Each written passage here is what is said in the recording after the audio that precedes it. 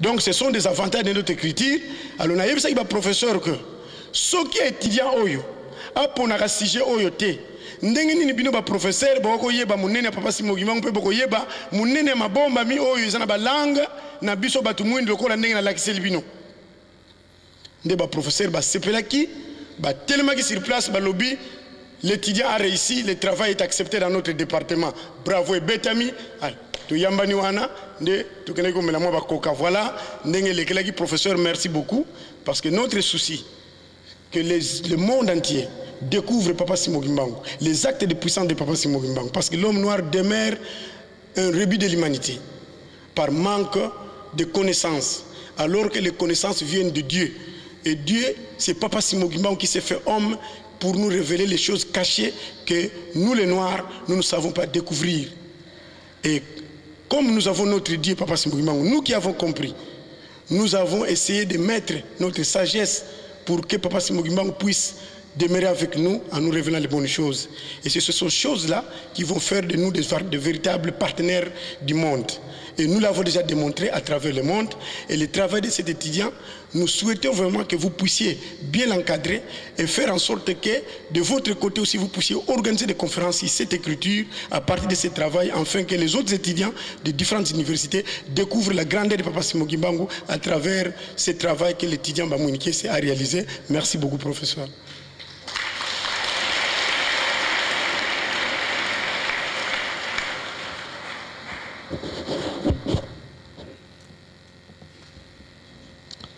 Merci Tata Wabelo Diou.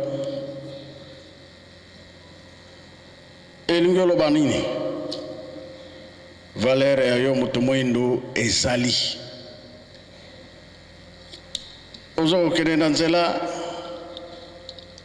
yo lobi tikana kende zandu. Ko kende ozo kende.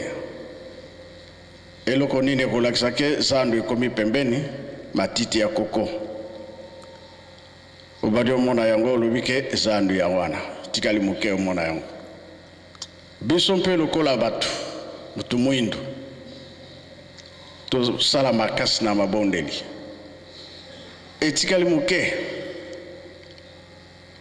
ndenge na lobaki ebandeli ezaki maloba après likambo yo kumonana ata ewumeli meko salama tozange lokote nyonso tozana ngo pembeni tangu mususu tokomona ke ba frontière ko kangama c'est vrai ko kangama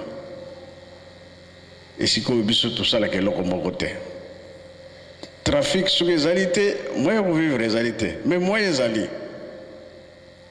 toza ko yekola pona nini to ko sala biloko ndenge na ndenge ya makamus.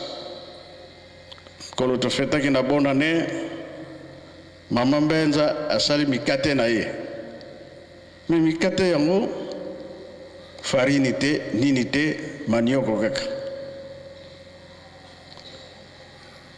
alors na manioko wana ati solution kaka ya biloko to salila po soki na lobi yango manioko ya bato ikono kosila na zamba na recherche na ye to le yango to monike kolika kuto to ya farine eleki mais il y a salé yango kaka na simple ndenge to lia ka gâteau ya communion ye to lobika ka manioko o ya sukale o ya bololote o aussi sa manioko ya bato yango wana passe ezali koya mokili balobi passe ezali koya mais biloko nyonso oza nango pembeni na mosika te ekosalisa biso na ntango ozwi eloko sali yango faut